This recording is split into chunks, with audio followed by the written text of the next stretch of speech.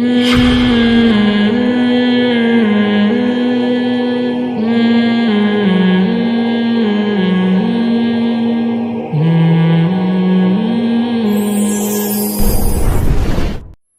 میرا اور آپ کا ہدف انٹرٹینمنٹ نہیں ہے. کام سارے کرنے ہیں دنیا کے, ان کاموں کو ہدف نہیں بنایا. بس ایک حدیث سنا کے اپنی بات ختم کرتا ہوں, ایک حدیث سنا کے, جس سے میرا مقصد آپ کو پتہ چل جائے گا میں کہنا کیا چاہتا ہوں. دیکھو نبی, بس آخری حدیث ہے, آپ تھوڑا سا چست ہو جائیں, ٹھیک ہے نا. نبی صلی اللہ علیہ وسلم نے ایک صحابی کو دیکھا, درخت لگا رہے ہیں. آپ نے انہیں فرمایا کہ اس تمہاری عمر ہو سکتا ہے اس درخت سے کم ہو, کیا پتہ پھل ملے نہ ملے. اس کا مطلب آپ درخت لگانے کی حوصلہ شکنی کر رہے ہیں, ایسا ہی ہے نا. ابے بھائی درخت 5-10 سال میں جا کے پھل دے گا, کس کل کی خبر نہیں ہے, اور پلاننگ کی جا رہی ہے کتنے سالوں کی. بولتے کیوں نہیں, 5-10 سالوں کی. کیوں چھوڑو, تو بظاہر یہی مطلب ہوا نا. دوسری حدیث بخاری مسلم کی, نبی نے فرمایا جس نے درخت لگایا اور مر گیا, جب تک چرند پرند بھی اس درخت سے کھائیں گے اس کو قبر میں ثواب ملے گا. درخت ترقی کی علامت ہے یا نہیں ہے, ایک سائن ہے یا نہیں ہے. آپ درخت لگا کے ملک میں ترقی کے ذریعے پیدا کریں گے یا درخت کٹا کے, لگا کے نا. اگر ہم لوگوں کو یہ کہیں کہ درخت نہیں لگایا کرو, کیا پتہ کل مر جاؤ, پھل کھانے کی نوبت نہ آئے, تو اس سے دنیا تنزل کی ترقی کی طرف جائے گی یا تنزل کی طرف. تو پہلی حدیث سے پتہ چل رہا ہے کہ اسلام, دیکھو حدیث میں نا علامتوں سے قاعدے اور ضابطے بیان کیے جا رہے ہوتے ہیں. یہ حدیث اصل میں درخت لگانے یا نہ لگانے کے بارے میں نہیں ہے. یہ حدیث اصل میں یہ ہے کہ آپ اپنی اور دنیا کی ترقی چاہتے ہیں کہ نہیں چاہتے. پہلی حدیث سے پتہ چل رہا ہے کہ ترقی نہیں چاہیے, ہمیں کیا چاہیے, تنزل. یہ دنیا ہری بھری نہ ہو, اس میں کوئی پروڈکٹ ہی نہ ہو, بس 2 ٹائم کا کھانا رکھو, کھا پی کے مر کے دنیا سے نکل لو, ٹھیک ہے نا. دوسری حدیث ہمیں تنزل سے ترقی کی طرف جانے کی ترغیب دے رہی ہے. 2 متضاد حدیثیں ہو گئیں کہ نہیں ہو گئیں. ابے کیا ہو گیا, کیوں سمجھ میں نہیں آ رہا بھائی. تو اشکال ہوتا ہے کہ نہیں ہوتا, مجھے یہ بتاؤ. ایک ہی پیغمبر ادھر کہہ رہے ہیں تنزل کی طرف جاؤ, ترقی سے جان چھڑاؤ, وہی پیغمبر ہمیں کیا کہہ رہے ہیں کہ تنزل سے کس طرف جانا ہے, ترقی کی طرف جانا ہے. بات اصل میں یہ ہے کہ جب شروع میں صحابی درخت لگا رہے تھے, ان کا مقصد صرف خواہش نفس تھا, انسانیت کی خدمت, اللہ کو راضی کرنے کے لیے پیش نظر نہیں تھی. کوئی اچھا مقصد سامنے نہیں تھا, صرف انٹرٹینمنٹ. سمجھ رہے ہیں. جبکہ دوسری حدیث میں جو ترغیب دی جا رہی ہے اس میں ترقی کی ترغیب دی جا رہی ہے. وہ ترقی نہیں جو گورے کے پیش نظر ہے, وہ ترقی جو اسلام بولو چاہتا ہے. وہ ترقی یہ ہے کہ اس دنیا میں آپ نے ترقی حاصل کرنی ہے آخرت کے لیے, تو ہر وہ ترقی جو آخرت میں ترقی کا ذریعہ بنے وہ ترقی شریعت چاہتی ہے. ہر وہ ترقی جو آخرت میں تنزل کا ذریعہ بنے وہ ترقی شریعت ہم سے نہیں چاہتی. آپ کی صحت اچھی ہو, آپ عبادت زیادہ کریں گے, آپ پیسہ زیادہ کمائیں گے تاکہ غریبوں کی مدد کریں گے, لوگوں کے سامنے بھیک ہاتھ پھیلانے سے باز رہیں گے. ایسا تاجر حدیث میں آتا ہے قیامت کے دن پیغمبروں کے ساتھ ہوگا. بات آ رہی ہے سمجھ میں. آپ نے پیسہ ہدف بنایا عیاشی کا, دوست لڑکیوں سے دوستیاں لگاؤں گا, شراب پیوں گا, یہ کروں گا, یہ ترقی قیامت کے دن وبال کا ذریعہ بنے. تو ہر فیلڈ میں ترقی کرنی ہے, لیکن سامنے کس چیز کو رکھنا ہے, آخرت. تو شادیوں میں بھی ترقی کرنی ہے آپ نے معذرت کے ساتھ. یہ بھی انٹرٹینمنٹ ہے, لیکن یہ ایسی انٹرٹینمنٹ ہے جس سے آپ کی آخرت خراب نہیں ہو رہی بلکہ بولو بن رہی ہے. دیکھو ہر لذت سے منع نہیں کیا, کچھ لذتیں ایسی ہیں جس سے آخرت بنتی ہے. روزہ رکھنا شریعت کا حکم ہے نا. رمضان میں سحری کا وقت ختم ہوتے ہی اسلام نے آپ کو پابندی لگا دی, کھاؤ پیو, جتنی پیاس لگ رہی ہو, بھوک لگ رہی ہو, کھانا پینا نہیں ہے. کیا خیال ہے؟ کوئی کھائے گا, لائف کو انجوائے کرنے کی کوشش کرے گا, جہنم کی آگ خریدے گا وہ. لیکن جہاں اذان ہوئی مغرب کی, آپ کا دل چاہ رہا ہوتا ہے پانی پیوں, آپ کا دل چاہ رہا ہوتا ہے پکوڑوں پہ ٹوٹ پڑوں, آپ کا دل چاہ رہا ہوتا ہے سموسوں پہ ٹوٹ پڑوں. تو اسلام آپ کو کیا کہتا ہے, یہ چاہتوں پہ کنٹرول کرو. بولتے کیوں نہیں, چپ بیٹھے ہوئے یار. تو چپ بیٹھے شادی کیا کرو گے یار تم لوگ؟ فوراً دل چاہتا ہے نا یہ پیو وہ کھاؤ یہ کھاؤ. اسلام بھی کیا کہتا ہے؟ کھاؤ. یہاں لذت کو پورا کرنا آخرت میں تنزل کا نہیں بلکہ ترقی کا ذریعہ ہے. سمجھتے ہو؟ یہ ایسا مزہ ہے جس مزے کو نہ لینے سے اللہ ناراض ہو رہا ہے. تو اسی طرح میرے بھائی یہ خوب سمجھ لو کہ زنا سے اللہ ناراض ہوتا ہے, نکاح ایک ایسی لذت ہے جس سے اللہ خوش ہوتا ہے. سمجھتے ہو نا؟ اگر آپ کا دل چاہتا ہے کسی لڑکی اچھی لگتی ہے, بہت سے لوگ کہتے ہیں کیسی باتیں مفتی صاحب کر رہے ہیں, حالانکہ ان کو بھی لگ رہی ہے بہت سارے, دل میں ان کے کہ یار بالکل ٹھیک کہہ رہے ہیں اپنے بارے میں, ہر آدمی سوچ رہا ہے, تو اس کو نکاح کا پیغام بھیج دو. سمجھتے ہو؟ اس سے کیا کر لو؟ شادی کر. اس بارے میں کسی کی بھی سننے کی ضرورت نہیں, یہ اللہ نے رکھی ہے صلاحیت آپ کے اندر. نکاح کا پیغام بھیجو, کسی کے کہنے سے باز نہ ہو, اس سے شادی کر کے بیوی بنا کے گھر میں رکھو. دوبارہ آپ کا دل چاہتا ہے حقوق اس کے بھی ادا کرو, اگر مزید کے بھی ادا کر سکتے ہو آپ معذرت کے ساتھ یہ کام دوبارہ بولو نا کر لو. جس خدا نے ہمیں پیدا کیا اس کی طرف سے ہمیں کیا ہے یہ پرمیشن. اس نے اس لیے پرمیشن دی ہے کہ اس کو پتا ہے کہ اگر تم لوگ یہ کام نہیں کرو گے یہ لڑکیاں گھروں میں سڑیں گی, یہ برباد ہو جائیں گی. بیٹی کی پیدائش باپ کے لیے عذاب جان بن جائے گی, جو کہ بن چکی ہے. کیونکہ آپ کلچر سے پوچھتے ہیں, کلچر ایک آنکھ سے دیکھتا ہے. کلچر کیا کرتا ہے؟ وہ صرف اپنے مفاد دیکھتا ہے, وہ انسانیت کے مفاد نہیں دیکھے گا. کلچر جہیز کا ہے نا, تو یہ ایک آنکھ ہے کہ نہیں ہے؟ انسانیت کا مفاد ہے اس جہیز میں. تو کلچر سے نہیں پوچھیں, کلچر آپ کو بیوہ عورت سے شادی نہیں کرنے دے گا. خدا چونکہ اس بیوہ عورت کا بھی خالق ہے, وہ آپ کو نہ صرف اجازت بلکہ ترغیب دے گا. سمجھتے ہو؟ کلچر آپ کو 4 شادیوں کی اجازت نہیں دے گا, چونکہ ان 4 عورتوں کو اللہ نے پیدا کیا. اللہ کو پتا ہے اگر یہ لوگ جو کرنے والے ہیں یہ نہیں کریں گے ان 4 کے رشتوں میں مشکل ہوگی. وہ آپ کو نہ صرف پرمیشن دے رہا ہے بلکہ آپ کو تھپکی بھی دے رہا ہے. کیا وہ کیا کہہ رہا ہے؟ النکاح من سنتی, پہلا بھی دوسرا بھی, ہر نکاح سنت ہے پیغمبر کی. وہ کہہ رہے ہیں مسجد میں کرو. جلدی سے تو بس 1 سیکنڈ لوں گا میں, جلدی بات چل پڑی. دیکھو جب دوسری شادی ہو تو شریعت میں حکم ہے مسجد میں کرو. اگر یہ کام برا ہوتا تو شریعت کہتی پہلی شادی مسجد میں ہوگی دوسری مندر میں ہوگی.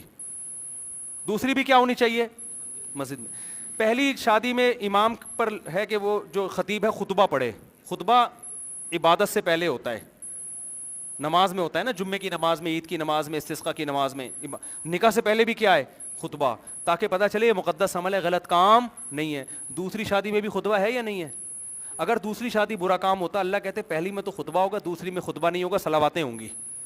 خطیب کو چاہیے 25-30 گالیاں دے, تو شرم نہیں آتی تو رہتے چھوٹے چھوٹے بچوں کا خیال کر لیتا, بغیرت تیری داڑھی ہے, سفید داڑھی ہے, تیری داڑھی نہیں ہے, داڑھی کی سنت تو پوری کی نہیں, شادیوں کی سنت تو پوری کر رہا ہے. تو اس قسم کی صلواتیں 25-30 سنا کے کہتے ہیں ہاں بھائی میں نے تمہارا فلانی کا ڈمکانی کا تم سے کیا, قبول ہے؟ وہ کہتے ہیں ہاں جی, اتنی گالیوں کے بعد مجھے کیا یہ رشتہ قبول ہے. تو دوسری میں بھی کیا ہو رہا ہے؟ اسی طرح سے خطبہ ہو رہا ہے, مسجد میں ہو رہا ہے, خطبہ ہو رہا ہے. اس کا مطلب اللہ اس کو بھی کیا کر رہا ہے؟ اپریشیٹ کر رہا ہے. پہلی شادی میں بھی ولیمہ ہے. جو کام غلط ہوتا ہے چوری چھپے کرتا ہے, پبلک کو بتاتا نہیں ہے. چرس پی رہا ہے, پبلک کو بتائے گا آج میں نے چرس پیا, آ جاؤ, یہ سارے لوگ آ جاؤ, آ جاؤ. نکاح ہمیشہ پیغمبروں نے جب بھی نکاح کیا ولیمہ کیا, کھلے عام پبلک کو کھانا کھلایا ہے. بارات اسلام میں نہیں ہے, ولیمہ ہے. تو پہلی شادی میں بھی ولیمہ ہے کہ بھائی اچھا کام کیا ہے, پبلک کو بتاؤ, سب کو جمع کر کے کھانا کھلاؤ, ہے نا. اور حدیث میں آتا ہے ولیمے کی دعوت کو بھی مت ٹھکراؤ. کسی نے شادی کی, تمہیں بلایا, دولہے کو اپریشیٹ کرو, جاؤ ولیمے میں, اپنے عمل سے بتاؤ بھائی خاندانی کام کیا, تبھی تو شرکت کرو دعوت میں. حدیث میں آتا ہے جس نے ولیمے کی دعوت ٹھکرائی اس نے میری نافرمانی کی. کیوں؟ آپ اس کو اپریشیٹ نہیں کر رہے شادی پہ نا. یہ کھانا نہیں ہے اصل میں, تو یہ اپریشیٹ کرنا ہے. تو پہلی میں بھی ہے ولیمہ, دوسری میں بھی کیا ہے؟ اس کا مطلب اللہ پہلی پہ اتنا خوش ہو رہے ہیں اتنا ہی دوسری پہ بھی خوش ہو رہے ہیں. اللہ میاں کہہ رہے ہیں بھائی کیا ہے, پبلک کو جمع کر کے کھانا کھلاؤ, لیکن میں نے دولوں کی کانپیں ٹانگتی ہوئی دیکھی ہیں. پہلی پہ تو کھلا رہے ہوتے ہیں, دوسری پہ پھیکی پھیکی مسکراہٹ لے کے چھپتا ہوا 4 آدمیوں کو چھپڑ میں لے جا کے کھلا رہا ہوگا. تو اور بھی بہت کچھ ہے, وقت بہت زیادہ ہو گیا. یہاں بزرگ حضرات بھی بیٹھے ہیں, وہ غصے ہوں گے یار کیسی ہماری جوانی میں یہ باتیں کرتے, اب کیا کر. ایک بوڑھا مجھ سے ملا, کہنے لگا یار مجھے اس کا افسوس نہیں ہے کہ میں نے دوسری نہیں کی, مجھے اس کا افسوس ہے کہ آپ جیسا مجھے جوانی میں کیوں نہیں ملا. کہہ رہے ہیں یا تو اب بھی نہ ملتا نا, حسرت لیے بغیر دنیا سے چلا جاتا, اب کیوں ملے. تو دیکھو لوگ اس کو انٹرٹینمنٹ کا ذریعہ بنتے ہیں. بیوہ طلاق یافتہ عورتوں کی بھرمار ہے معاشرے میں. کوئی شادی دفتر کھول کے بیٹھا, اس سے جا کے پوچھو, مسائل لڑکوں کے ساتھ نہیں ہیں, مسائل کس کے ساتھ ہیں, لڑکیوں کے ساتھ ہیں. بیٹے پرابلم نہیں بنتے, بیٹیاں پرابلم بنتی ہیں. رشتے ہی نہیں ہے مارکیٹ میں, تو جو ہیں ان کو چاہیے کہ ایک کے بجائے 2-4 کا بوجھ اٹھا لیں وہ. اور یہ انٹرٹینمنٹ ایسی ہے جس سے اللہ ناراض بالکل بھی نہیں ہوگا, کیونکہ اللہ نے مرد اور عورت کو ایک دوسرے سے دور رہنے کے لیے پیدا نہیں کیا ہے, مرد اور عورت کو ایک دوسرے کے لیے پیدا کیا ہے. اور حدیث میں نکاح کی ترغیب ہے, فرمایا لا تکونوا کرہبان النصارى تزوجوا, عیسائیوں کے پادریوں کی طرح نہ بنو. پادری کہتے ہیں ہم اللہ اللہ کریں گے بس بیٹھ کے, فرمایا نہیں, کثرت سے نکاح کرو, اولاد کثرت سے بڑھاؤ. یہ اولاد بڑھاپے میں آپ کے کام آئے گی, یہ خاندان آباد کرے گی آپ کا, رزق دے گا وہ اللہ. ناروے کا ویزا ریجیکٹ نہیں ہوگا, سمجھ رہے ہیں. تو آپ جو نوجوان ہیں, میں ان سے کہتا ہوں اللہ کا واسطہ انٹرنیٹ پر بیہودہ فلمیں دیکھنا چھوڑ دو, لڑکیوں سے دوستیاں لگانا چھوڑ دو. اللہ نے آپ کو حلال کا آپشن دیا ہے. لوگ کہتے ہیں میرے ابا نہیں مانتے, تو فحش فلمیں دیکھنے سے پہلے ابا سے پوچھ کے دیکھتے ہو کیا؟ یونیورسٹیوں میں لڑکیوں سے جو فرینڈ شپ کرتے ہو ابا سے پوچھ کے کرتے ہو؟ جب حرام میں ابا سے نہیں پوچھ رہے تو حلال میں بھی معذرت کے ساتھ, بہت سارے ابا یہاں بیٹھے ہوئے ہیں, لیکن ابا کو چاہیے اب باپ بنے نا, وہ خود اپنے بیٹے کو کہے بیٹا تو کما رہا ہے, تیری آمدنی کر لے یار. اور ابا کو بتایا کرو ابا اگر آپ مجھے شادی سے روکو گے تو جیسے آپ کے ابا اگر آپ کو شادی سے روکتے تو آپ میرے ابا نہیں بنتے, تو اللہ کا واسطہ مجھے بھی کسی اور کا ابا بننے سے نہ روکے. سمجھ رہے ہو نا, آپ کے دادا نے احسان کیا آپ کے ابا کو, آپ کا ابا بننا دے دیا, تو آپ کے ابا کو بھی چاہیے کہ وہ آپ کے پوتوں پہ احسان کرے, ان کو بھی مارکیٹ میں آنے سے نہ روکے. ابا روک رہے ہیں, وجہ کیا ہے؟ توکل ختم. ابا کہہ رہے ہیں میرا بیٹا کما کے مجھے پیسے دے, بس اس کو اس کی فکر ہے. ابا کو بڑا دل کرو یار, اللہ رزاق ہے, ماں کی چھاتیوں میں دودھ اللہ پیدا کر رہا ہے, جو اتنے کمالات دکھا سکتا ہے اس کے حکم کو پورا کرو گے, وہ رزق کے دروازے کیوں نہیں کھولے گا تمہارے لیے؟ ایک بہو گھر میں آ جائے گی, 2 روٹی زیادہ پک جائے گی, کیا ہو جائے گا یار؟ کسی کی بیٹی کو کھلاؤ, دوسرے تمہاری بیٹیوں کو کھلائیں گے. اپنی بیٹیوں کے رشتوں کے لیے کشکول لے کے داماد تلاش کر رہے ہیں, اپنے بیٹوں کو کسی کی بیٹی سے شادی نہیں کرنے دیتے. کتنا بڑا ظلم ہے یہ. تو اس لیے نکاح کو معاشرے میں کیا کرو, خوب ہلکا, استخاروں کی بھیٹ نہ چڑھاؤ. استخارہ نکالا نہ آیا ہے, بکواس ہے یہ استخارہ, یہ وہ نہیں ہے جو پیغمبر نے سکھایا ہے, یہ بدعت ہے. ہمارے پیغمبر نے استخارہ نکال کے کتنی عورتوں کو ریجیکٹ کیا بھائی, کوئی بتاؤ. آپ کہہ سکتے ہو وہ تو وہی آتی تھی, کسی صحابی کا بتا دو استخارہ نکالا نہیں آیا تو نو کر دیا. نکلتا ہی نہیں استخارے میں کچھ, ایک تو شادی نہیں ہو رہی, اوپر سے استخارہ نکال دیا تو نہیں آیا. یہ آپ کا یہ کچھ بھی نہیں نکلتا. استخارہ دعا ہے, دعا میں اللہ جو بہتر ہے مقدر کر دے, بہتر نہیں ہے تو میرے دماغ کو ہٹا دے, مقدر نہ کر. تو کرنا وہی ہے جو کھوپڑی میں آ رہا ہے. اچھا رشتہ ہے تو استخارے میں نہ آئے ہاں کرنا ہے پھر بھی, کیونکہ وہ جو نہ اور ہاں آ رہا ہے وہ خدا کی طرف سے نہیں ہے, وہ آپ کے اپنے دماغ کا فطور ہے. اللہ نے کہیں بھی نہیں کہا کہ استخارے کی دعا مانگو گے تو خواب دکھاؤں گا میں تمہیں, یہ سگنل دوں گا, کہیں بھی نہیں کہا اللہ نے. یہ آپ نے بنایا ہوا ہے یہ آپ کا استخارہ. تو یہ فضول قسم کا استخارہ ہے جو آج کل مارکیٹ میں چل رہا ہے, اس کی کوئی حیثیت نہیں ہے. اچھا رشتہ آ گیا ہاں کرنا ہے, اچھا رشتہ نہیں ہے تو کیا کرنا ہے, نہ. ٹائم ویسٹ نہیں کرنا اپنا. میرے تو جب بھی شادی ہوئی ہے اللہ کا فضل ہے, ہم نے بولا ہاں کرو یا نہ کرو بھائی, ہمارے پاس ٹائم نہیں ہے. یہ پتہ نہیں کس کس طریقے سے شادیاں ہو رہی ہیں, لڑکی والے آ رہے ہیں لڑکے والے جا رہے ہیں. پھر ایجوکیشن, ایکچولی ابھی لڑکی کی ایجوکیشن کمپلیٹ ہوگی 2 سال میں بھی ہوگا, پھر ایجوکیشن, ٹوپی ڈرامے, فضول قسم کی بکواس ہے یار. آپ بولو بھائی میرے پاس ٹائم نہیں ہے, میں مرد ہوں, میل ہوں, مجھے شادی کرنی ہے, آپ نے کرنی ہے ابھی ہاں کر دو اور شادی کی تاریخ دے دو. نہیں کرنی تو 6 مہینے بعد کرنی ہے, تو اس دوران میں رشتے تلاش کر رہا ہوں, اگر میری ہو گئی تو پھر آپ گئے, نہیں ہوئی رابطہ کر لینا. ٹھیک ہے, اس طرح کیا کرو. اتنا ٹائم نہیں ہے, زندگی بہت تھوڑی ہے. مجھے لوگ کہتے ہیں آپ اتنی عمر ہو گئی ابھی تک آپ شادیوں کرتے ہوئے شرم نہیں آتی. میں نے کہا بھائی اتنی عمر ہو گئی ہے اس لیے تو کہہ رہا ہوں کر لو جلدی جلدی. مرنے کے بعد یہ آپشن نہیں ہوگا, یہ عبادت کا آپشن نہیں ہوگا آپ کے پاس. تو اس لیے جوان لوگوں سے میں کہہ رہا ہوں کہ حرام کی طرف نہ جاؤ, اللہ حرام کے بارے میں قیامت کے دن سوال کرے گا. یعلم خائنۃ الاعین, آنکھوں کی خیانت کو بھی جانتا ہے وہ. ذرا سبھی کسی عورت کو بری نیت سے نظر اٹھا کے دیکھا, اللہ کہتے ہیں یہ بھی نوٹڈ, یہ بھی کیا ہے, نوٹ کر رہا ہوں میں, ایسے ہی تھوڑی. تو اس لیے نکاح کرو, اور یہ خامخواہ کا برداشت کرنے کی بھی ضرورت نہیں ہے. میرے پاس نوجوان آتے ہیں, 30 سال کے جوان آدمی آ کے کہے گا یار بس میں پڑھائی میں برداشت کر رہا ہوں, میں کسی عورت کو نہیں دیکھتا. میں نے کہا اتنی برداشت کیوں کر رہے ہو؟ دیکھو ایک آدمی کو بھوک لگ رہی ہے, جیب میں پیسے ہیں, تو بھوک برداشت کرنے کی کیا ضرورت ہے؟ پراٹھا خریدے کھائے, کیا ہو گیا؟ اس برداشت کا کوئی ثواب ملے گا؟ جیب میں روٹی کے پیسے بھی ہیں, روزہ بھی نہیں ہے, تو بھوک برداشت کرنے کا اسلام میں کوئی ثواب ہے؟ بولو نا. رمضان میں تو اللہ کا حکم ہے نا, یہ روزے میں تو حکم ہے. روزہ نہیں ہے, افطار میں پکوڑے رکھے ہوئے, آپ کہہ رہے میں بھوک برداشت کا ثواب حاصل کروں گا, 2 ٹکے کا بھی ثواب آپ کو نہیں ملے گا.